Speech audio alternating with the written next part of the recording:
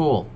Hello, you wrestling shitbirds. It is I, Papa Steam himself, from the Stel Sauna, back with another episode of the Classic Pay-Per-View Review. If the audio sounds different, I don't have my mic with me. Stel has it now. And since I'm working on rebranding my film teams, Twitch, and all that stuff, I don't have as much equipment. So, bear with me. But until then, do you want to hear me talk about a super garbage WrestleMania? Because that's what this was. It's WrestleMania 11. You know, that time a football player decided, you know what? I'm gonna do it. That time Lawrence Taylor, a football player, decided, you know what? I'm gonna beat up an actual wrestler. Yes, April 2nd, 1995, at the Hartford Civic Center, now the XL Center, in my hometown of Hartford, Connecticut. That is the only reason I picked this show, because fuck it. I have nothing else to lose. A little over 16,000 in attendance, Jerry the King Lawler and Vince McMahon on commentary. And I'm going to mention this a lot throughout each of these matches, but holy shit, Vince McMahon on commentary fucking blows. Because you either have him giving like every moment of every match, or you have him just saying nonsense. I'm like, I'm fine with either, but I'd like you to pick one. Anyways, they started the show with America the Beautiful, and they did the showing for the Special Olympics. Go them. I guess, decent business practices, unlike, today's WWE, but I don't want to talk about that right now. Also, there's a lot of celebrities. They mentioned, Pamela Anderson and Jenny McCarthy and Jonathan Taylor Thomas and Nick Turturro, which is the backstage interviewer, just going around talking to fuckers. Okay, I don't have anything to say about that, but it happened. And you'll notice very quickly with WrestleMania 11, this show blows. It's not the worst Mania, because that I think still goes to WrestleMania 9 or 27, because both of those were rough spaghetti. But this one was solidly bad. Anyways, let's start with our first match, the Allied Powers, which is Lex Luger and British Bulldog versus the Blue Brothers, accompanied by Uncle Zebediah, or aka Zeb Coulter. And his mustache is looking fucking nice. This is, out of the 7 matches, this is the shortest one, only by about 2 seconds to another match that you'll hear about very quickly. This is 6.5 minutes. It was kind of a joke of a match. Bulldog immediately botch, power slams to start. And Vince keeps mentioning, I don't know which twin this is. It could be Jacob, it could be Eli. And I'm like, dude, I feel like you should figure that out. They did it with the Bella twins, and you were able to figure that out easily. But now we can't do it because, these guys look like hillbilly inbreds. Awesome. Bulldog does a great stalling suplex, and I keep forgetting how strong he is. He is a powerful motherfucker.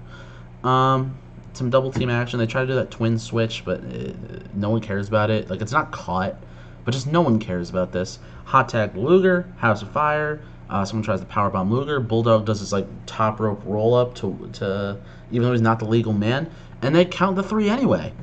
And the match was quick as shit, but it kind of blew. I don't care though. I'm gonna give it 1.5 stars out of 5. It was a match. It existed, but I didn't care for it.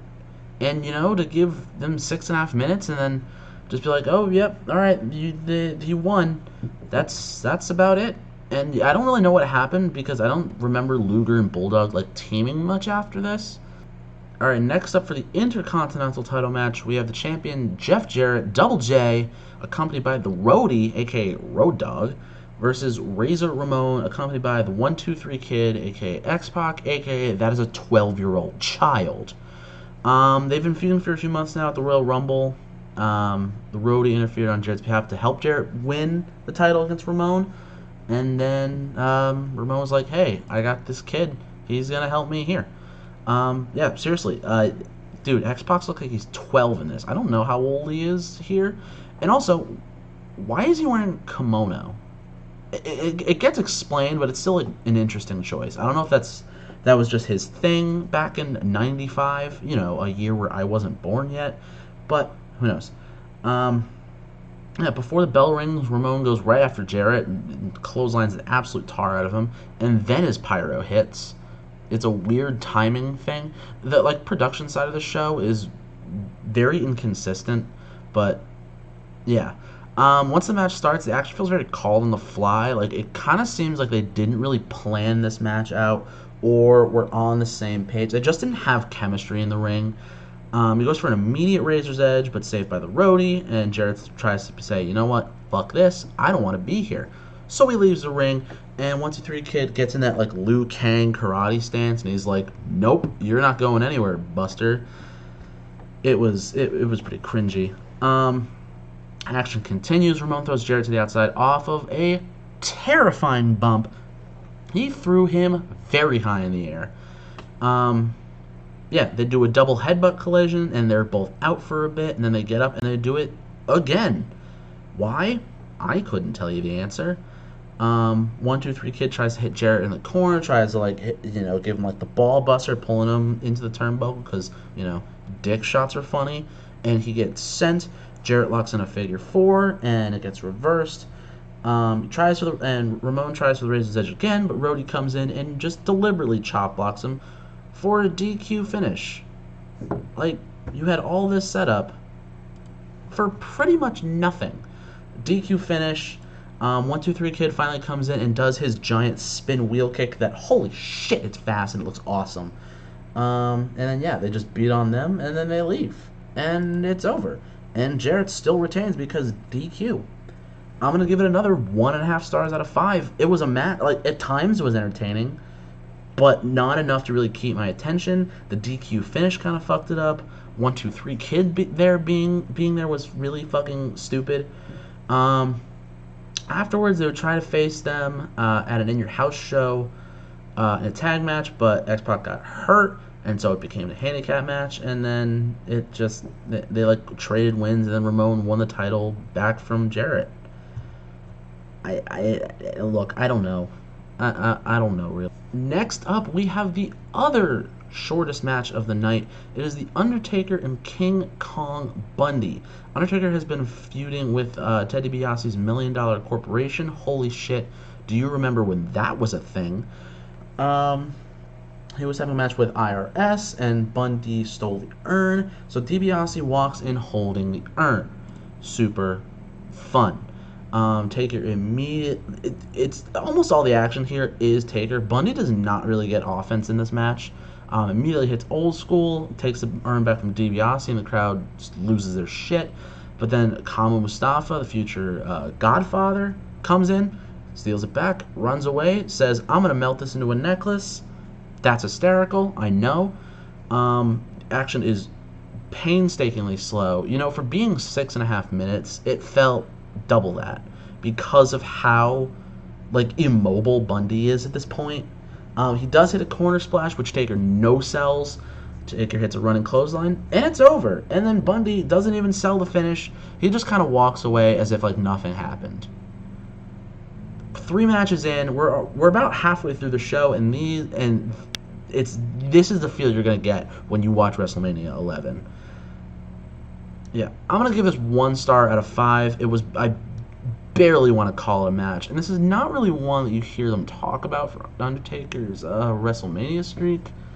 I'm just saying, it was bad. It was a bad match. It probably the worst match of the night, and that's saying something because you know what the main event is. But I would say this is the worst match of the night. It didn't feel like a wrestling match. Before the next match, Nick Turturro is talking to people backstage, trying to find Pamela Anderson, runs into Shawn Michaels. He says, oh, she's going to accompany me because I'm the Heartbreak Kid, and I'm sexy. Ha ha ha ha ha. He keeps looking around. He sees Bob Backlund playing chess with a child, Jonathan Taylor Thomas, hilarious. And he lost, and Backlund's losing his mind about how that's what's wrong with America these days. Kids don't respect their elders. He gives him a weird quiz of hey, do you know this Supreme Court justice? And he does. And Backlund's like, you know what? These kids are dumb. It was a dumb bit. I never really got Bob Backlund. He was a fucking lunatic. But yeah. Your next contest for the WWF Tag Team titles are the Smoking Guns taking on Owen Hart and a mystery partner. And the lead up to this was basically who is Owen gonna pick. He comes out and he says, I picked someone that did what I've always wanted to do, and that's beat up my brother Brett. And he brings out Yokozuna, and everyone loses their dickholes. Vince McMahon is losing his mind. He's accompanied by racist man Jim Cornette and Mr. Fuji. Before the match officially starts, Lawler rips on the French announce team, which is kind of funny to me. He says, do they parlez-vous fried eggs? I'm going to try and find a clip. If I can't, we'll see. But do they parlez-vous fried eggs? It's kind of funny. What I did like is Yokozuna's still mobile in this match. This is before Yokozuna really, like, gains all that, like, extra weight, and he's very not mobile. Like, he's still good here. Like, he's not at his worst, which I found really helped the match. The match itself, again, like, it wasn't much. The Guns double team Yokozuna really quick. They go after Owen. They throw Owen into the corner. They like Irish whip him, and he runs full speed, chest first, and it looked like it fucking hurt like a motherfucker. Hot tag to Bart Gunn. He tries for a double move, but Yoko catches him in a belly to belly. Bonsai drop. Bart breaks up the pin and tags in Owen, and you think Owen's gonna do something, but nope, he just pins and wins. Which is super weird because he didn't do anything different. He just wanted to be tagged in, was going to do a move, pinned him, and it worked somehow. And you have new WWF Tag Champions. I had a burp and I thought I did, but I didn't. I'm going to give it 2.5 stars. It was a good change of pace after Taker and Bundy. I mean, it was a match. Like, it was average. Like, I'll take it. But I think the only reason it was so good, based on how I saw it, it was comparative to seeing Taker and Bundy and that garbage shit show of a match. And yeah, it was fine. I don't really think they did too much with the tag titles. They were given a rematch, and they lost that rematch. And then the Smoking Guns you never really heard from again until like I'm actually trying to read my notes here. They like tried a rematch at an In Your House show. They lost, and they kind of like faded for a bit, and then later in the year they regained it from Hart and Yokozuna. So it's almost as if nothing happened. Next up is an I Quit match between Bob Backlund and Bret the Hitman Hart. Previous summer, Bret Hart defended the WWF title against Backlund. Backlund thought he had won the match and he started celebrating, but Hart actually pinned him. And so Backlund turned heel. Why? I don't exactly know. And when at Survivor Series 94, where he won from Bret Hart. And then that infamous house show, like 4 seconds, where Diesel won. In between that, they continued, and Backlund kept attacking Bret Hart. And then we got this. Not a real story, but okay. And your guest referee for this is Rowdy Roddy Piper, of all fucking people to have as your guest ref. It's a decent start, like a very technical start, but this match is all Bret Hart. There is almost no offense from Bob Backlund. And every time Piper, this is the one pet peeve I have. Every time Piper asks someone, you know, like what do they want to quit? He gets very close to them, and it's probably every 5 seconds he asks. And you're like, dude, we get it, but relax. Backlund teases his chicken wing the whole time. He never puts it on. And then a couple minutes later, Bret Hart puts Backlund in the chicken wing, and it's over. And they just ring the bell. And I don't even know if he said I quit, but they just rang the bell, and it was over. And Bret Hart won. Now this also gets 1 star out of 5. And I think this is probably the worst match. Taker and Bundy, I might have to rewatch the two. The thought of rewatching the two just makes me feel gross. To see which is worse, but see, it's tough because there's no offense from Backlund, and there was no offense from Bundy.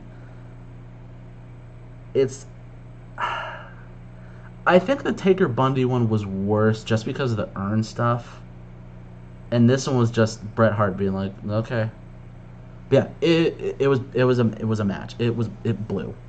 Your semi-main event for the evening, a WWF title match, Diesel defending against Shawn Michaels. So how did this happen? So Diesel and Shawn Michaels, as you know, they were a great tag team. Diesel was the bodyguard to Shawn Michaels. They held tag titles a while ago. At Survivor Series the previous year, Michaels accidentally hit Diesel in the face with a Sweet Chin Music, and they kind of, had an argument, and Diesel was like, you know what, fuck it, I don't want to be your partner anymore. They vacated the tag titles. 3 days later was the house show, beating Bob Backlund in like 10 seconds. Michaels won the Royal Rumble, and then that's where we got here. Michaels is accompanied by his new bodyguard, Psycho Sid, and Jenny McCarthy, PETA's favorite woman. Diesel comes out and motions towards the back, and out comes Pamela Anderson, the person they've been looking for all night. And during his entrance, he throws Shawn Michaels to the outside just immediately, and then, his pyro goes off, and he's just enjoying life. These two have such great chemistry in the match. The great beginning sequence. It's a good back body drop. He throws Michaels about 10 feet in the fucking air. And a lot through this match, Michaels will just throw photographers around. He's like, get out of my way. But he'll just keep assaulting them because asshole. Why not? Michaels hits a crossbody to the outside on Diesel. Corner whip to Michaels leads to a jumping back elbow. I like how it was fluid motion, jumps on the mid rope, gets it. It worked. He attacks the ribs of Diesel for a while, like a good while. Diesel finally gets back into it, hits a snake eyes, and Michaels' sell job. It's not as funny as SummerSlam 05 with Hogan, but it's close. Like, he's always been just over the top with his selling. Yeah. I don't know when this happened, but Hebner, the referee Earl Hebner, was thrown to the outside. He must have broken his knee or something, because throughout the rest of the match he's hobbling. But while he's out on the outside, Michaels hits a Sweet Chin Music, and Diesel is out like a light. But because there's no ref, there's no count. Match continues. Sid is trying to help out, but Diesel gets his win back. He hits the grossest looking jackknife. I wouldn't even call it a jackknife. He tried to powerbomb it, and then he just let go. But it counts as a jackknife, and he retains the title. I'm going to give it 3 out of 5 stars. It easily the match of the night. These guys have such great chemistry. After the match, he celebrates with all the celebs. And Michaels has an interview saying, I was the better man tonight, even though he's not walking away with the title. Hilarious, I know. And Sid tries to speak, and it just sounds incoherent. But yeah, it feels like this should have main evented, but it didn't. I'm trying to look at my notes for what happened afterwards. Oh yeah, so Diesel offered Michaels a rematch, and Michaels actually blamed Sid for that loss. So Sid said, fuck it, I'm going to beat the shit out of Michaels. And then Diesel saves him. Diesel and Michaels become friends again. They win the tag titles again. And then, yeah. And they were just friends for the rest of that. It was a weird way to finish it, but okay. And your main event of the evening, I cannot fucking believe that this existed. Bam Bam Bigelow, an actual wrestler, taking on Lawrence Taylor, a football player. How, you might be asking me, how the fuck did this happen? Well, I'm going to tell you how this happened. So, at Royal Rumble 95, Bigelow teamed with Tatanka in a tournament for the vacant tag titles. He lost, and the crowd heckled him, and in the crowd was a bunch of NFL players and Lawrence Taylor. And Bigelow shoved him. He tossed that dude. Instead of saying sorry, Bigelow was like, you know what, I want to wrestle you. Taylor said, fine, we'll fight. I'll be trained by Diesel, the champion. Memes. For a spectacle, this match was fine because you had a lot of people involved. You had, a lot of the NFL dancers. You had other NFL players. It was almost like lumberjack style because you also had the corporation there. You had Pat Patterson as the guest referee. Isn't that funny? But and the ref is trying. Pat Patterson's trying to give instructions to them. And these two just don't care. LT goes immediately into strikes and clotheslines. He makes Bam Bam his bitch really quickly, and his hits look decent. A couple times he punches him, and you'll notice there's one sequence where he punches him right in the chin, and not even trying to hold back. He just straight up punches him. It kind of goes back and forth, but not terribly, or not well really. LT tries to hit like a power bomb, but it just looks like a judo toss. Even though Vince calls it a jackknife, it's not. Bigelow gets some offense in, hits his diving headbutt or whatever. And the finish of the match is LT gets on the middle rope, hits a diving forearm, and he pins an actual wrestler. Yeah. LT wins. Once the match is over, everyone just leaves, and they're like, all right, cool. And then the show's over. So, look, I'm going to give this 1.5 stars. The only reason I'm giving this more than Taker and Bundy and Backlund and Hitman is because it is more than one-sided. Like, LT got some action in, Bigelow got some action in, he botched a fucking moonsault, which is the funniest thing I've ever seen. But it wasn't one-sided. It was a proper match. Was it too long? Yeah, I think it should have been 3 minutes. But nope, we got almost 12 minutes of rough. But for a spectacle, I give it 4 stars. To have that exposure was great, but the match itself wasn't great. And finally, after the whole 2.5-hour show, it was hard to sit through. My final grade for WrestleMania 11 is a D. The only pro out of this show was Diesel and Michaels, which should have main evented. I don't care about Lawrence Taylor. I get exposure. But Diesel and Michaels should have main evented. The match was fine. Everything else, I mean, the very short matches, the reliance on celebrities, the DQ finished the IC title, Taker and Bundy existed. The tag titles, I think, were also like, I would put them in the con only because it felt slow. But the I Quit match and then the main event was just rough. It was a hard pay-per-view to sit through.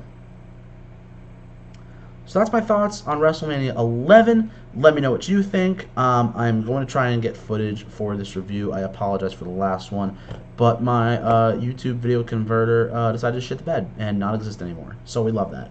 Next time on Classic Reviews, I am taking a break from Classic Reviews so Stel can review NWA the 70th anniversary show, where Nick Aldis wins the fucking Christ, what am I trying to say here? Stel will be reviewing the 70th anniversary show of NWA. We're taking a break from WWE, where Nick Aldis regains 10 pounds of gold from Cody. I will be working on a new series, basically like how WWE and other companies should have booked, where I'm just going to prove that I'm a better writer than all of them. And the first episode will be EC3's run in the WWE and NXT. So, if you have any ideas for future classic pay-per-view reviews, or want to figure out which one of us has to review WrestleMania 36, even though I don't know why it still exists, send us a tweet at either Stel Shoots or at Tim_the3count. Until then, keep it. I had a closing and I fucking forgot it. So, bye.